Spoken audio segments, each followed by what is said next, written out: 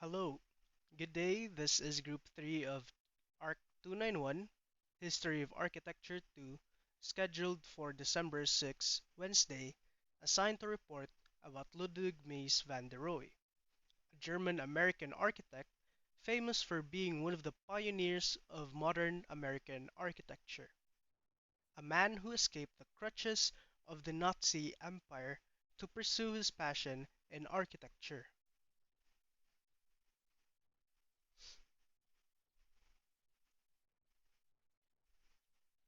His real name is Maria Ludwig Michael Mies. He was born on March 27, 1886 in Aachen, Germany. He died on August 17, 1969 in Chicago, Illinois, United States. Mies changed his name by adding his mother's surname Rohe with the Dutch connection van der, since in Germany at the time, which was still an empire, the use of von der was legally restricted to those who could prove noble heritage. It also offset his father's familial name as Mies, translate to rotten or lousy. He is a German-born American architect whose rectilinear forms, crafted in elegant simplicity, epitomized the international style of architecture. In his early life, Ludwig Mies van der Rohe was the son of a master mason who owned a small stone-cutter shop. He was the youngest of five children, and he helped his father on various construction sites, but never received any formal architectural training. At age 15, he was apprenticed to several Aachen architects for whom he sketched outlines of architectural ornaments, which the plasterers would then form into stucco building decorations. This task developed his skill in linear drawings, which he would use to produce some of the finest architectural renderings of his time. In 1905, at the age of 19, Mies went to work for an architect in Berlin, but he soon left his job to become an apprentice with Bruno Paul, a leading furniture designer who worked in the Art Nouveau style of the period. 2 years later, he received his first commission, a traditional suburban house. Its perfect execution so impressed Peter Behrens, then Germany's most progressive architect, that he offered the 21-year-old Mies a job in his office, where, at about the same time, Walter Gropius and Le Corbusier were also just starting out. On 1938, he immigrated to the United States and moved to Chicago to continue his work, escaping the Nazis' political pressure in his homeland at that time. He assumed the headship of the School of Architecture at the Armour Institute of Technology, which later became the Illinois Institute of Technology, which is abbreviated by IIT.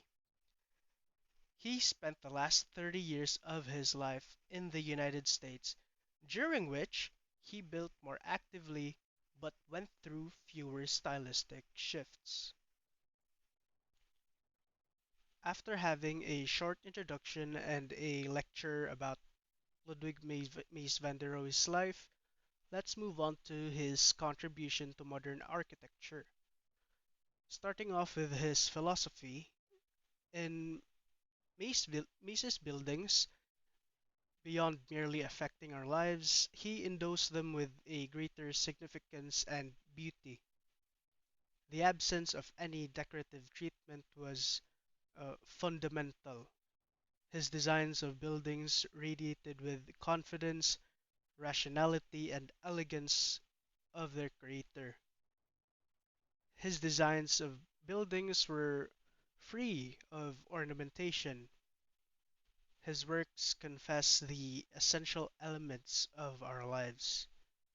He followed the reductionist approach, which was quote unquote less is more.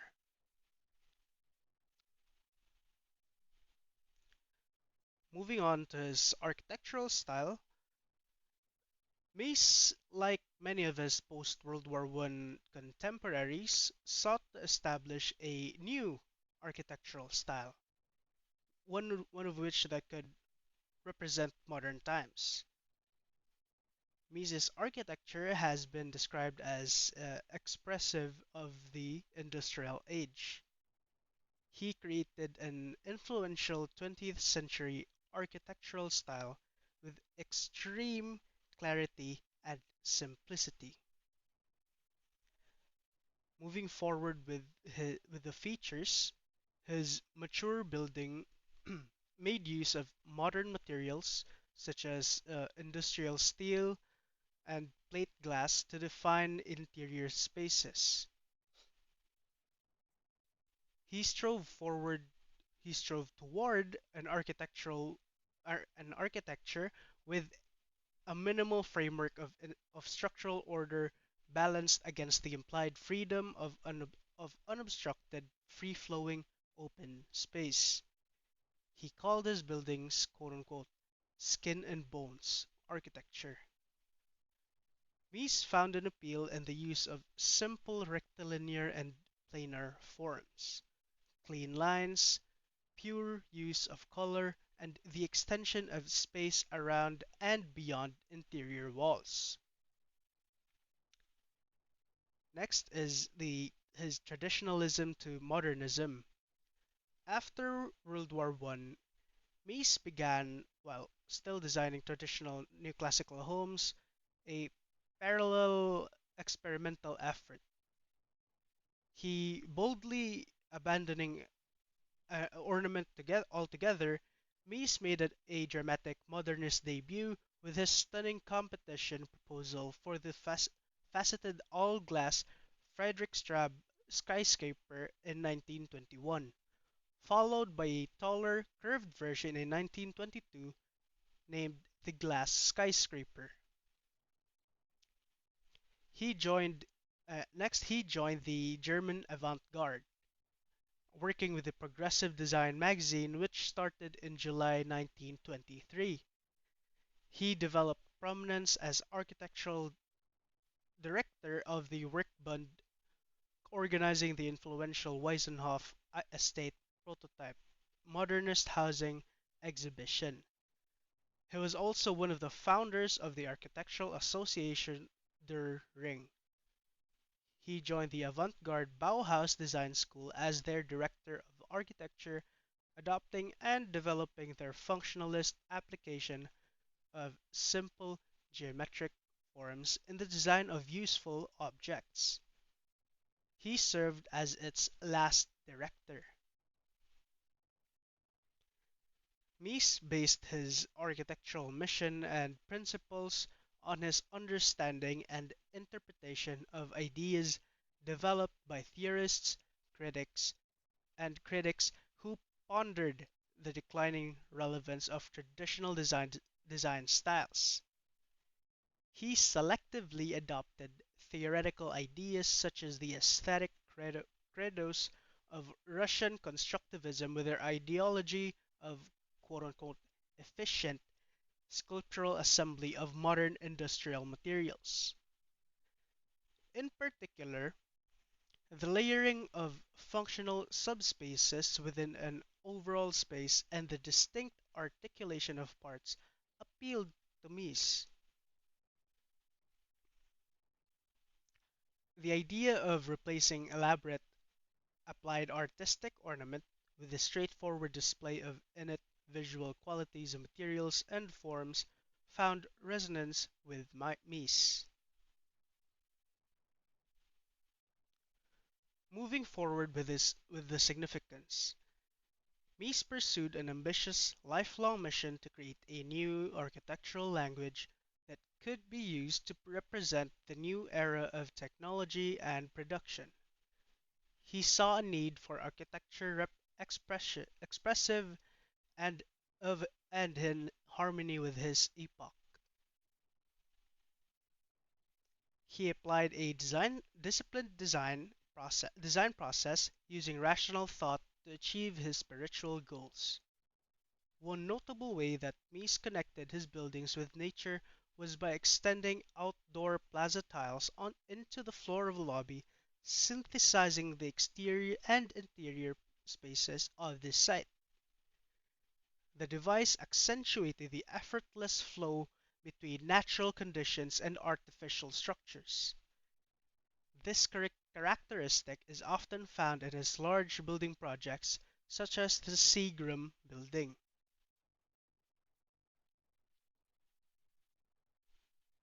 Next are the features. Simplicity and clarity of forms and elimination of unnecessary detail, materials at 90 degrees to each other, visual expression of structure uh, as opposed to the hiding of structural elements, the related concept of truth to materials, meaning that the true nature or natural appearance of a material ought to be seen rather than concealed or altered to represent something else. The use of industrially produced materials, adoption of the machine aesthetic.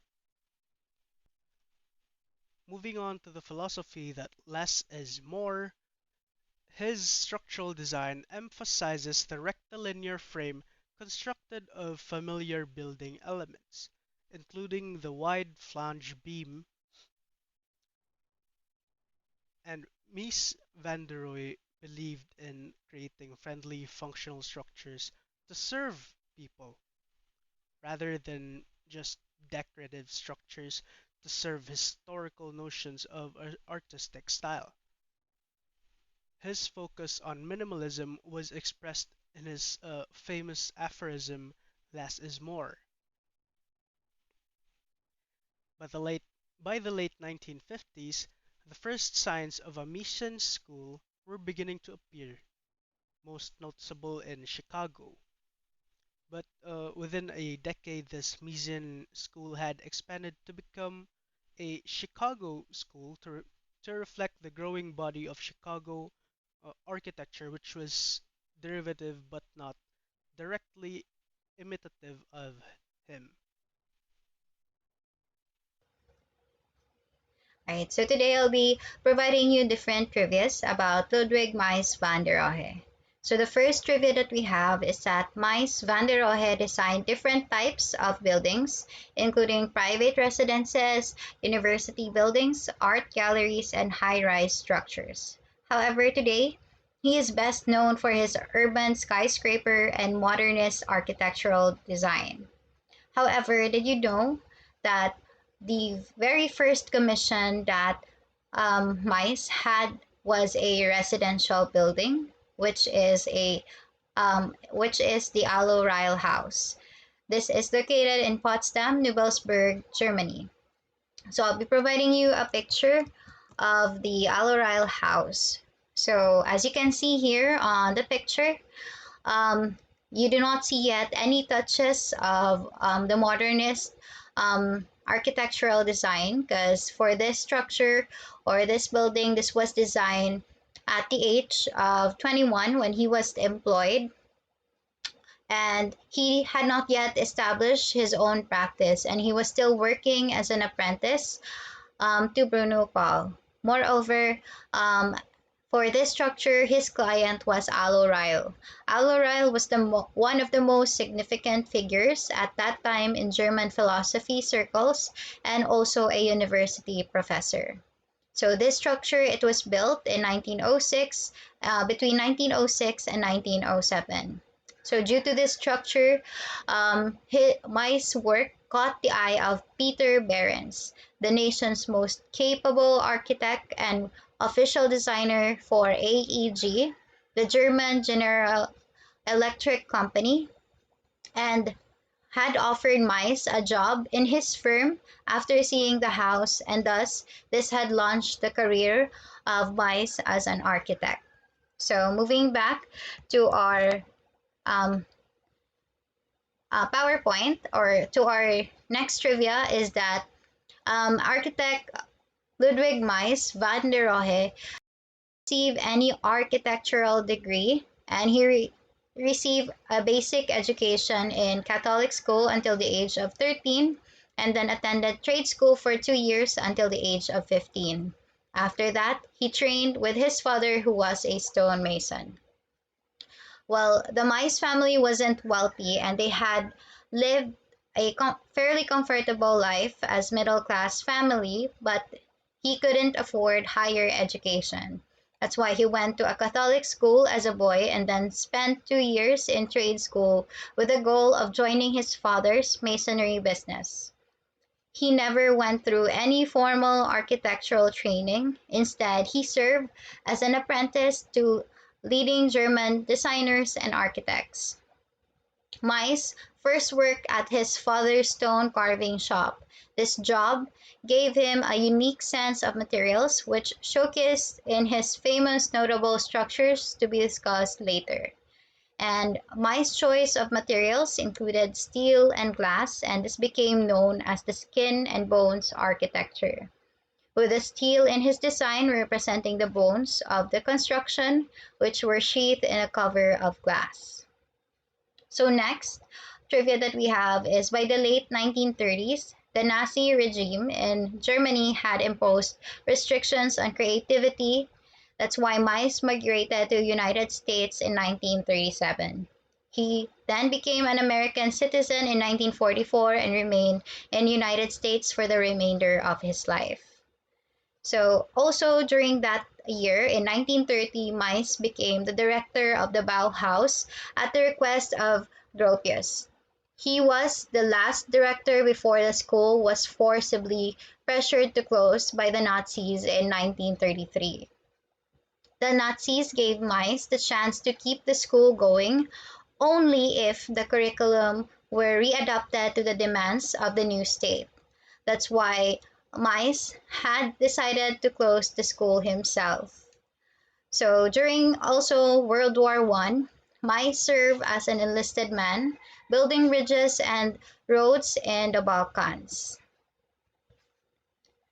So next trivia that we have is one of his famous quotations, which is less is more, and also God is in the details. Ludwig Mies van der Rohe coined these phrases, which became the epitome of the modernist architecture. Well, actually, Mies van der Rohe might not be the one who originated the famous or less is more motto. According to Mies, it was his mentor Behrens who first said it to him, but meant it differently. So he had heard this or saying from his mentor, which was Beren, and he repeatedly remembered these words to himself, which effectively made it his own, referring to later his efforts to reduce the steel buildings and their components to its simplest form, in which art and techniques, geometry and matter were integrated in a more persuasive tectonic expression than Behrens had ever achieved. So the other quotation that he had, which is God is in his details, means that when attention is paid to the small things, it can have the biggest rewards, and that the details matter. So this famous phrases that was coined by Mies had become an inspiration to the other modernist architects to design the simplest form for the buildings. So the next trivia that we have is his favorite New York City building was not a building. It was actually a bridge. So he loved to go to see the George Washington Bridge when he was in New York in 1963.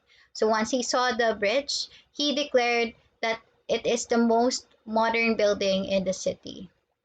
Well, actually, also during his first years in Chicago, he was living in a hotel and claimed to have only three necessities, which are martinis, Dunhill cigars, and expensive clothes.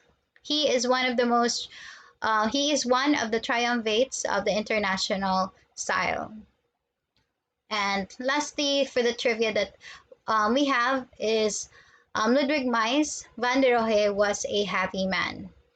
Well, actually, in his late years or late age, he was badly plagued with arthritis. Mies continued to live alone in his spacious apartment in an old building near Lake Michigan in Chicago until his death in 1969. The IBM building in 1972 in Chicago was completed after his death. And before he died as well, actually, his daughters began to visit him. And also, just a little background, actually, um, Mais was married in 1930 to Adele August or Ada Braun, the daughter of a wealthy industrialist. By most people say that it was not a happy marriage, though they have three daughters. They have, or the first daughter was Dorothea, which was also known as Georgia van der Rohe, made a name for herself. She became a dancer and later an actress, primarily in New York. And then her second daughter was Marianne and Waltraub, who later became a curator and researcher at the Art Institute of Chicago. And Mies was conscripted for war in 1915 and returned in November of 1918. Though he resumed his practice, he was experiencing a professional crisis about the direction of his architecture. And in February of 1920, he and Ada, his wife, separated. So Ada assumed custody of her daughters, and um, Ludwig or Mies only saw her daughters on occasions until he moved to the United States. So he kept his apartment in Berlin while Ada and the girls moved to the western suburb of Bornstedt. In 1924, Mies had become involved with Lely Reich, a furniture designer who also became an office manager until he moved to the United States. And even she still maintained his personal and professional records until her death in 1947. Nonetheless, Mies maintained a separate residence from her, as he did from all the other women was involved after the breakup of his marriage. And actually, as well, in 1940 on New Year's Eve, he met Laura Max. She was a sculptress recently divorced from the architect Samuel Marks. It was according to everyone that she or he had only the present love at first sight, a relationship that would last with a year's interruption between 1947 to 1948. And before as well, um, Ludwig had died, her daughters began to visit and starting the late 1940s. And he began to develop a relationship with Dirk Lohan, which is his grandson, through her daughter Marianne. Lohan would actually train under Mies and become relatively close to his grandfather personally and professionally to the point where he would often be called when Mies needed restoration or addition on his designs or on his buildings. After 1960, Mai's health became progressively worse. Mice developed wall-eye or divergent strabismus, which left him unable to concentrate for long on words on the printed page. Mice' first symptoms of esophageal cancer caused by years of smoking appeared in 1966. His fragile health precluded any possibility of surgery, but he was treated with radiation. In early August 1969, Mice caught a cold that soon developed into pneumonia. He died after lingering in and out of consciousness for 2 weeks. Mies van der Rohe died on August 17, 1969, from esophageal cancer caused by his smoking habit. After cremation, his ashes were buried near Chicago's other famous architects in Chicago's Graceland Cemetery. His grave is marked by an internationally unadorned, clean-lined black slab of polished granite. His steel and glass aesthetic became the archetype of the term modern architecture for decades, even after his death. The five notable structures that designed by architect Ludwig Mies van der Rohe. The pavilion was an early example of Mies van der Rohe developing modernist style. It is open floor plan with flowed spaces. Use of materials like glass, marble, and travertine. Minimalist design with clean lines and simple geometric forms. The Barcelona Pavilion, also known as the German Pavilion, was designed by renowned German architect Ludwig Mies van der Rohe. It was built as a German national pavilion for an international exposition of 1929 held in Barcelona, Spain. The exposition was a major event that aimed to showcase modern architecture and design. Innovative design. The Barcelona Pavilion was groundbreaking in its design, featuring an open floor plan with flowing spaces that seamlessly connect the interior and exterior. Mies van der Rohe employed the use of luxurious materials including glass, steel, and different types of marble. The iconic Barcelona chair, designed by Mies van der Rohe and Lily Rich, was also showcased in the pavilion. The pavilion served its purpose during the international exposition, but it was intended to be a temporary structure. After the exhibition, the pavilion was dismantled in 1930.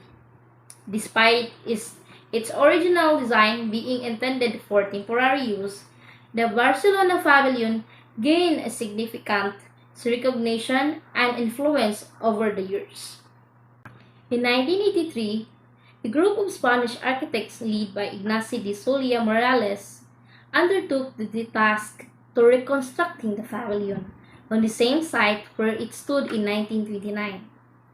The reconstructed pavilion closely adhered to Mies van der Rohe's original design, and it's now a cultural and architectural landmark. Initially designed as a German national pavilion for the 1929 International Exposition, it is innovative and minimalist design characterized by an open floor plan, glass walls, and the use of luxurious materials, marked a departure from the traditional architectural norms. While originally intended as a temporary structure, the pavilion's influence endured over the decades. The decision to reconstruct it in 1983, its originally site in Barcelona, emphasized its enduring legacy. Today, the Barcelona Pavilion is not a merely historical relic, but a living testament to Mies van der Rohe's vision and a cultural landmark that continues to inspire architects and design enthusiasts worldwide. It is often flowed spaces and meticulous attention to detail make it a timeless masterpiece, reflecting the principles of simplicity and functionality that define modernist design. In conclusion, the Barcelona Pavilion stands as a testament to the genius of Ludwig Mies van der Rohe and the principle of modernist architecture. Farnsworth House in 1945-1951. This single-story home in Plano, Illinois, USA. It is minimalist design with clean lines and simplicity. Floor-to-ceiling glass walls that blur the boundaries between indoors and outdoors. It is open floor plan allowing to seamless flow between spaces. elevated on stilts, giving it a floating appearance. Use of industrial materials like steel and glass. Integration with nature, with a house nestled in the natural city. A Farnsworth house was commissioned by Dr. Edith Farnsworth, a prominent Chicago nephrologist. Mies van der Rohe, a German architect, designed the house as weekend retreat for Dr. Farnsworth. The house process began in 1945, but due to various delays, including material shortage caused by World War II, construction did not commence until 1950 and was completed in 1951. The Farnsworth House is renewed for minimalist design and integration with the surrounding nature. The structure is elevated on stilts, creating the impression that it's floating above the ground. Large glass walls blur the boundaries between the interior and exteriors, allowing for seamless connection with natural environment. The interior features an open floor plan with minimalist furnishing. While the Farnsworth House is celebrated for its architectural brilliance, it also faced challenges and controversies. Dr. Farnsworth and Ms. van der Rohe had disagreements over the final cost of the project, and a legal dispute ensued. The house, intended as a serene retreat, faced challenges related to privacy, flooding, and temperature control due to its extensive use of glass.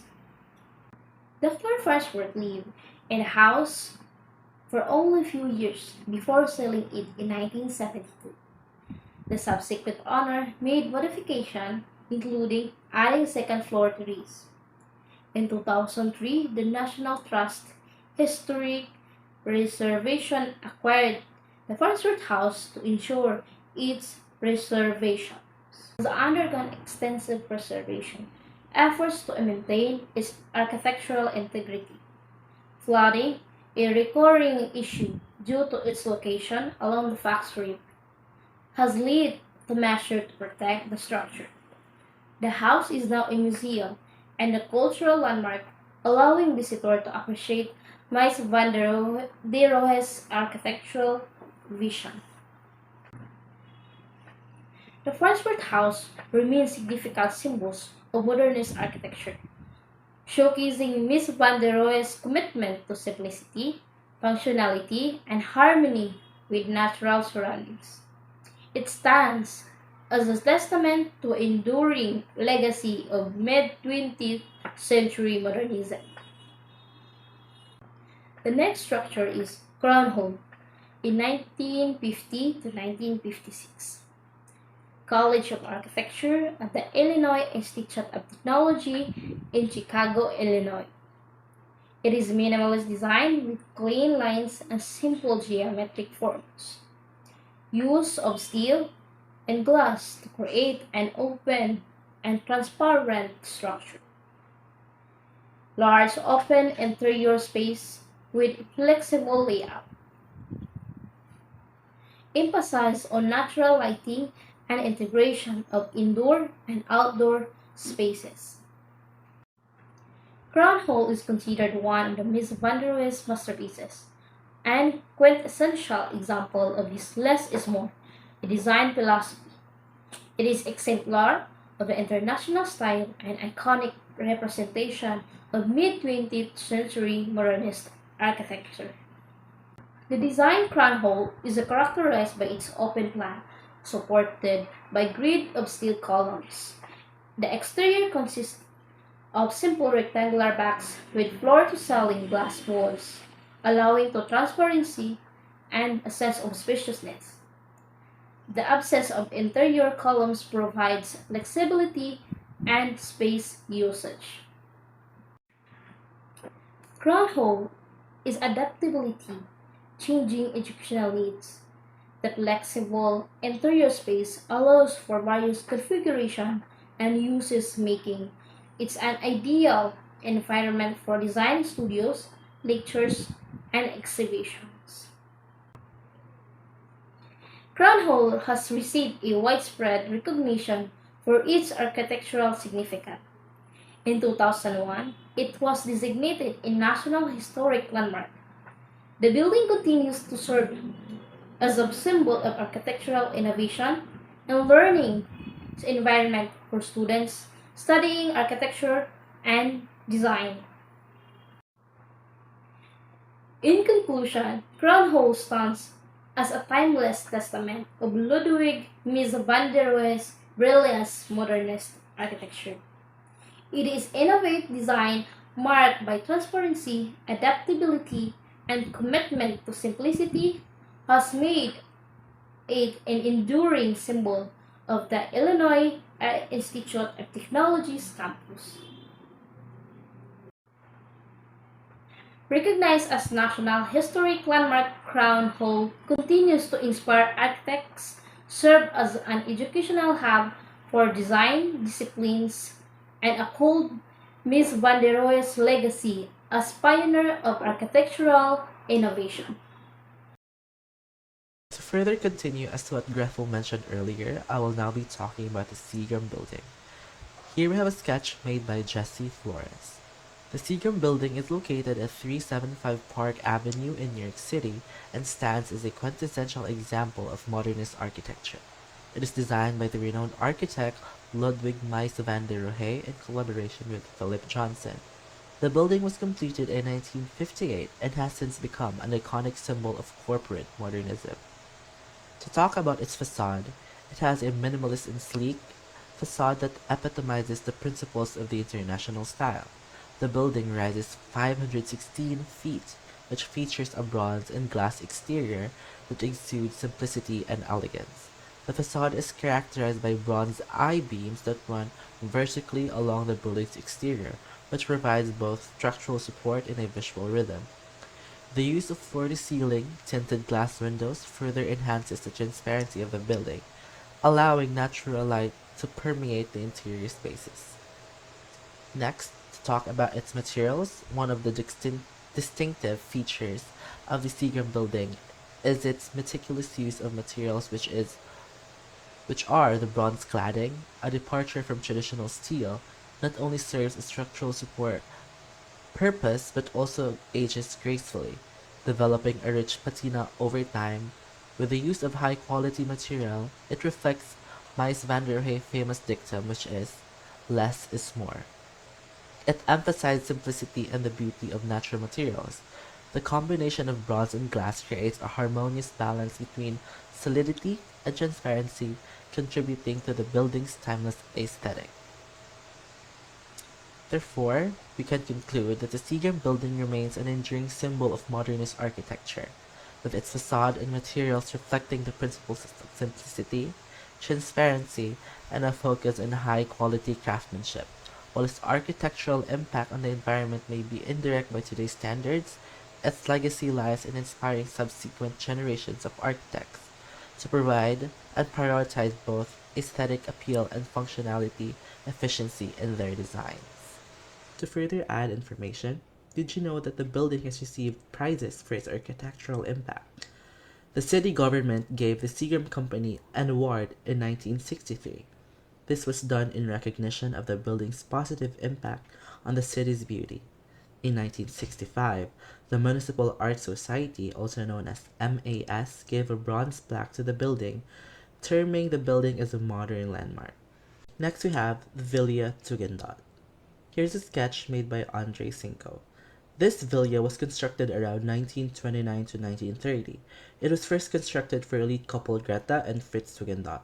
It has a functional and minimalist design with the use of materials such as glass, steel, and onyx. It has an open floor plan with spacious rooms and an integration of indoor and outdoor spaces. It has an emphasis on natural light and views of the surrounding landscape.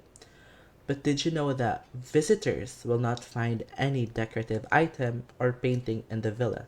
Instead, the interior is made of naturally patterned materials like rare tropical wood and onyx. It gives the villa a beautiful essence that is rare and in traditional architecture. Villa Tugendhat is situated in Brno, Czech Republic. It is an iconic representation of modernist architecture designed by the influential architect, as we all know, Ludwig Mies van der Rohe. It is completed in 1930, and the villa stands as a testament to Rohe's dedication to simplicity, functionality, and the innovative use of materials. To talk about its facade, it has a facade that embodies the essence of modernist design with its clean lines, open spaces, and a seamless blend of indoor and outdoor elements.